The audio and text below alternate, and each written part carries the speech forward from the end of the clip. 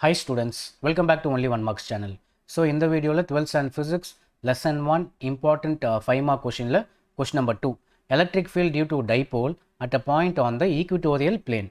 அதே மாதிரி electric field electric டைப்போல்னா ஒரு நெகட்டிவ் சார்ஜ் ஒரு பாசிட்டிவ் சார்ஜ் இதான் வந்து எலக்ட்ரிக் டைப்போல். இதோட ஈக்விட்டோரியல் பிளேன்னா நடுவில் ரெக்டாங்கிள் மாதிரி வரைஞ்சிருக்குல்ல, இதான் வந்து ஈக்விட்டோரியல் பிளேன். இதில் ஒரு பர்டிகுலர் பாயிண்டில் டோட்டல் எலக்ட்ரிக் ஃபீல்டு எப்படி இருக்கும் அப்படின்னு கேட்டிருக்காங்க. நம்ம அதுக்கு என்ன பண்ணுறோம், இந்த இடத்துல ஒரு பாசிட்டிவ் சார்ஜ் ப்ளேஸ் பண்ணுறோம். அப்படி ப்ளேஸ் பண்ணனாகும் இந்த பாசிட்டிவ் சார்ஜ்னால இந்த பாசிட்டிவ் சார்ஜ் ரிப்பல் ஆகும். ரிப்பல்னால் இந்த பக்கமாக போகும். ஸோ அதனால் இந்த ஆரஞ்ச் லைன் வந்து electric field due to positive charge ஒன்று வரைஞ்சாச்சு.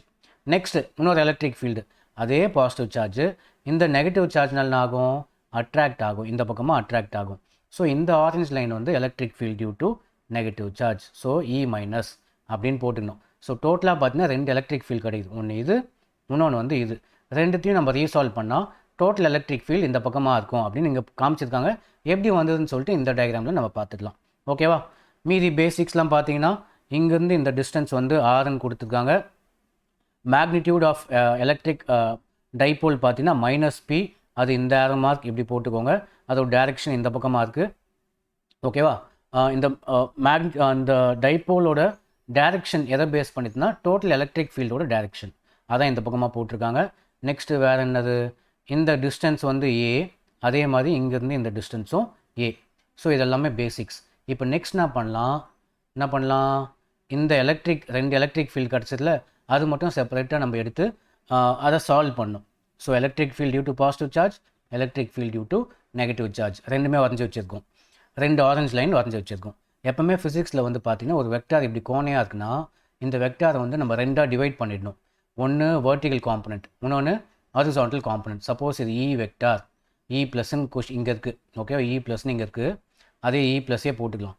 இது வந்து வெர்டிகல் காம்பனண்ட்னா எழுதணும்னா இ ப்ளஸ் சைன் தீட்டா அப்படின்னு வந்துடும். ஹாரிசான்டல் காம்பனண்ட் வந்து அதே மாதிரி E plus cos theta. Horizontal component வந்து காஸ் தீட்டா, வெர்டிகல் வந்து sine theta. So electric field due to positive charge into vertical காம்பனண்ட்னா சைனு. இதுவே வந்து ஹாரிசான்டல் காம்பனண்ட்னா இந்த ஏரோ மார்க்குக்கு நம்ம என்ன போடலாம், இ ப்ளஸ் காஸ் தீட்டா அப்படின்னு போட்டுடணும். அண்டர்ஸ்டாண்ட் ஆச்சா? அதே கான்செப்ட் தான் கீழே வர ஏரோ மார்க்கும், சேம் கான்செப்ட். கீழே இந்த ஏரோ மார்க்கும் நம்ம 2ஆக ரீசால்வ் பண்ணோம். இப்படி வரத்தையும் ஒன்று இந்த பக்கம், இன்னொன்று இந்த பக்கம். ஸோ இது வந்து E minus horizontal காம்பனண்ட்னா E minus, இது இ மைனஸ் காஸ் தீட்டா, அதான் இங்கே இ மைனஸ் காஸ் தீட்டான்னு போட்டிருக்கோம். கீழே வர component E minus sine theta, E minus sine theta. ஓகேவா? அண்டர்ஸ்டாண்ட் ஆகிடுச்சா? அதான் இங்கே இ மைனஸ் சைன் தீட்டான்னு போட்டிருக்காங்க.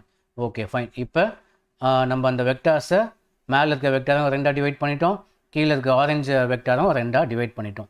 இப்போ நெக்ஸ்ட் என்னன்னு பார்த்தீங்கன்னா இந்த இ plus sine தீட்டாவும் E minus sign தீட்டாவும் மேக்னிடியூடில் same, அதோட வேல்யூ சேமாக இருக்கும். பட் எப்படி இருக்குது, டைரெக்ஷன் ஆப்போசிட்டாக இருக்குது. அப்படி இருந்தால் ரெண்டுமே கேன்சல் ஆகிடும். இந்த 2 வெக்டார் கேன்சல் ஆகிடும், ஸ்ட்ரைக் அவுட் ஆகிடும். எக்ஸாம்பிள் சொல்கிறேன்.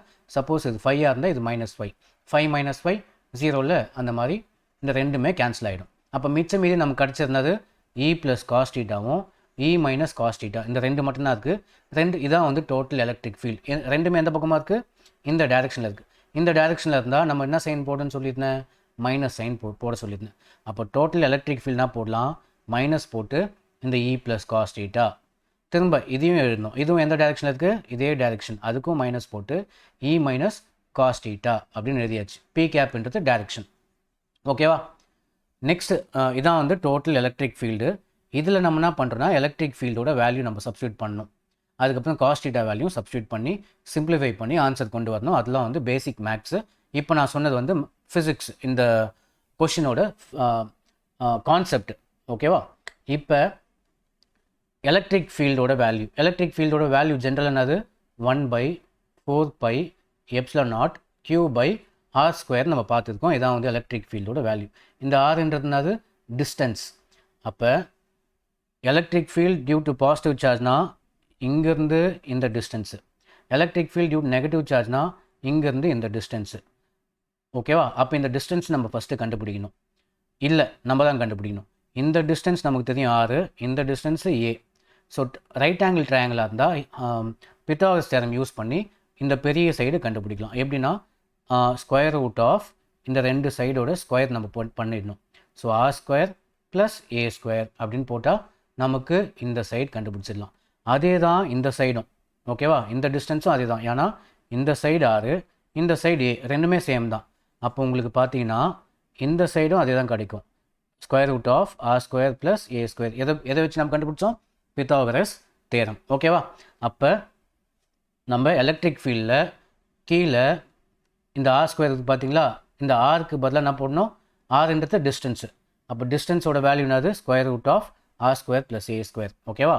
அது இங்கே போடுறவங்களுக்கு ஆருக்கு பதிலாக square root of r square plus a square the whole square. இந்த ஸ்கொயர் இங்கே போடணும்.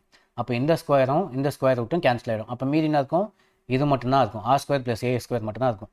அப்போ எலக்ட்ரிக் ஃபீல்டில் 1/4πε0 போட்டு இந்த கியூவும் எழுதிட்டு இதை சிம்பிளிஃபை பண்ணால் நமக்கு என்ன கிடச்சிது?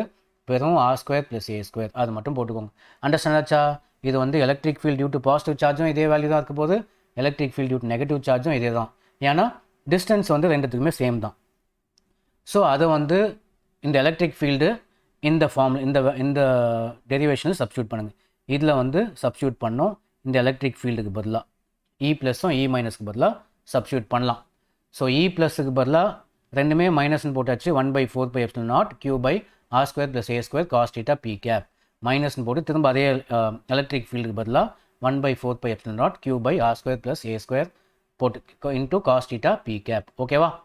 இப்போ இந்த ரெண்டு டேர்மும் சேமாக இருக்கும் பாருங்கள். இந்த ரெண்டு டேர்மும் சேமாக தான் இருக்கும். அப்படி தான் நம்ம என்ன பண்ணோம்? மேக்ஸில் ரெண்டுமே மைனஸாக இருக்குது. அப்போ மைனஸ் சைன் பண்ணி ரெண்டுத்தையும் ஆட் பண்ணிடலாம். எக்ஸாம்பிள் -a அப்படின்றது என்ன பண்ணலாம்? -2a அப்படின்னு எழுதிடலாம். ஸோ 2 டைம்ஸ் எதுக்கு? So 2a. அதே கான்செப்ட் தான் இங்கேயும். ஸோ நமக்கு இந்த ரெண்டுத்தையும் ரெண்டு மைனஸ் வந்து ஆட் பண்ணி மைனஸ் சைன் பண்ணிடணும். அப்போ மைனஸ் சைன் போட்டாச்சு. இந்த ரெண்டுத்தையும் ஆட் பண்ண உள்ள ரெண்டுமே சேம் வேல்யூஸ் தான் இருக்குது. அப்போ 2 மட்டும் போட்டலாம். 2 இன்ட்டு அதுவே எழுதிக்கலாம். 2 இன்ட்டு இந்த வேல்யூவை அப்படியே நம்ம எழுதிக்கலாம், ஓகேவா? அந்த 2 இங்கே போட்டு வச்சுருக்காங்க, கன்ஃபியூஸ் ஆகக்கூடாது. So 1/4πε0 2 into q cos theta by r square plus a square into p cap அப்படின்னு போட்டிருக்கோம். புரிஞ்சுதா? என்ன பண்ணியிருக்கோம்? ரெண்டுமே மைனஸாக இருந்தால் ஆட் பண்ணி மைனஸ் சைன். இப்போ ஆட் பண்ணும்போது ரெண்டுமே சேம் டேர்மாக இருந்தால் 2ஆல் மல்டிப்ளை பண்ணிட்டா போதும். ஸோ 2 இங்கே போட்டிருக்கோம். மீதி இந்த டேர்ம் அப்படியே இங்கே எழுதி வச்சாச்சு. Okay, fine. நெக்ஸ்ட் என்ன பண்ணுறோம் அப்படின்னு பார்த்தீங்கன்னா இந்த காஸ் தீட்டாக்கு பதிலாக வேல்யூ சப்ஸ்டியூட் பண்ணணும், ஓகேவா? அகெயின் திரும்ப இந்த டயக்ராமுக்கே வந்துடலாம். காஸ் தீட்டா வந்து நம்ம 10th மேக்ஸில் பார்த்துருப்போம். இந்த இடத்துல தீட்டா இருக்குது. காஸ் தீட்டா ஃபார்ம்ல என்னது? Adjacent by hypotenuse. Adjacent side வந்து இந்த சைடு, இது அட்ஜசன்ட், இது ஹைபாட்னஸ். அப்போ cos theta equals to a by square root of r square plus a square அப்படின்னு போட்டுக்கணும். ஸோ காஸ் தீட்டாக்கு பதிலாக என்ன போடலாம்? a by square root of r square plus a square அப்படின்னு நம்ம போட்டாச்சு, ஓகேவா? அதுவும் நெக்ஸ்ட் ஸ்டெப்பில் இந்த ஸ்டெப்பில் என்ன பண்ணுறோம்? காஸ் தீட்டாக்கு பதிலாக மேலே a, ஸோ a வந்துச்சு. கீழே என்ன போடணும்? Square root of r square plus a square. அந்த ஒரு ஸ்டெப் மட்டும் நான் திரும்ப போடுறவங்களுக்காக. அந்த ஸ்டெப்பு இந்த உங்கள் புக்கில் கிடையாது. ஸோ என்ன இருக்குதுன்னு பார்த்தீங்கன்னா கீழே ஒரு r square plus a square அப்படின்னு ஒன்று இருக்குது. இன்னொன்று காஸ் தீட்டாக்கு பதிலாக என்ன போடலாம்னா a by square root of again r square plus a ஸ்கொயர்னு இருக்குது. இந்த ஸ்கொயர் ரூட்டுக்கு பதிலாக நம்ம என்ன போடலாம்னா 1/2ன்னு போட்டுக்கலாம். இப்படி 1/2 அப்படின்னு போடணும் ஸ்கொயர் ரூட்டுக்கு பதிலாக. இப்போ இங்கேயும் R square plus a square, இங்கேயும் R square plus a square. அப்படி இருந்தால் ஒரே வாட்டி எழுதி பவர் ஆட் பண்ணிடணும். இங்கே பவர் எதுவும் இல்லைனா 1ன்னு அர்த்தம். இங்கே பவர் வந்து 1/2. அப்போ இது எப்படி எழுதலான்னு பார்த்தீங்கன்னா R square plus a square whole power 1 plus 1/2 அப்படின்னு ஆகும். ஸோ இந்த 1ஐயும் இந்த 1/2 ஆட் பண்ணும். ஆட் பண்ணி சிம்பிளிஃபை பண்ணா வரும் 1 plus 1/2, 2 1s are 2, 2 + 1 3. So answer 3/2ன்னு வரும். ஸோ அப்போ உங்களுக்கு வந்து காஸ் தீட்டாக்கு பதிலாக வேல்யூ சப்ஸ்டியூட் பண்ணும்போது r square plus a square power வந்து என்ன கிடைக்குது? 3/2 அப்படின்னு கிடச்சிடும். மேலே இந்த ஏவை இங்கே மேலே போட்டுக்கலாம், ஓகேவா? அண்டர்ஸ்டாண்ட் ஆச்சா? Okay, fine. இப்போ நெக்ஸ்ட் எதாவது கேன்சல் ஆகுதா பாருங்கள். நெக்ஸ்ட் என்ன பண்ணி வச்சுருக்கோம்? இதெல்லாம் ஸ்ட்ரைக் அவுட் பண்ணிடலாம். க்ளீன் ஆகிட்டோம். So next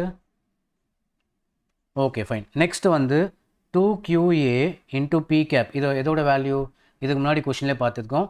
2QA into p cap வந்து மேக்னெட்டிக் டைபோல், எலக்ட்ரிக் டைபோலோட வேல்யூ. பி வெக்டார் அப்படின்னு எழுதிடலாம்.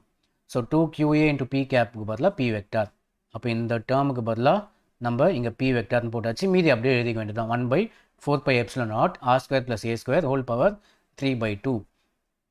லாஸ்ட்டாக இதான் ஆன்சரு. பட் லாஸ்ட்டாக என்ன சொல்கிறாங்கன்னா, இந்த ஆர் வந்து ஏவை விட ரொம்ப ஜாஸ்தியாக இருக்குது அப்படின்னா இந்த ஏவை ரிமூவ் பண்ணிடலாம். இதுக்கு முன்னாடி பார்த்த கொஷின் மாதிரி தான்.